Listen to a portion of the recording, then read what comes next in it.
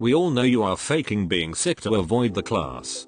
This happened to me while I was in elementary school. Our Mrs.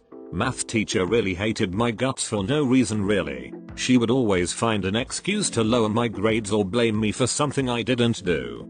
I was a pretty sick kid that had bad asthma, dermatitis and was sickish in general. Thinking back, I think her hating me had a lot to do with that, as she felt I had special treatment and privileges. One day we were doing a test and I started feeling very bad. It came to the point of really needing to puke, but I held it in because I knew she wouldn't believe me. Then I started shaking and kinda puked a bit in my mouth, so I stood up and started to go towards the toilet. We had a rule that anybody who has to go to the toilet can do so without asking. She of course stopped me and told me to sit back down. I tried explaining but she wouldn't have it. One girl stood up for me and said something like, "He is really pale and shaking and sweating. I think he needs to go home." That caused the teacher to go on a 5-minute rant how I'm a spoiled liar who didn't study for the test and now I'm trying to fool everybody and that I'm taking away their precious test time and they should hate me for that. I said I really need to puke and she just scoffed, saying you ain't going anywhere with your lies, so you might as well do your imaginary puking here.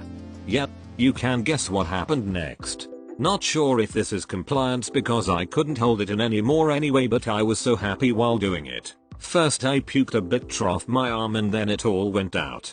Across her desk, grading book was ruined, and all over the floor. She tried to blame me, saying that I threw up by force, but the principal didn't buy it after the doctor examined me.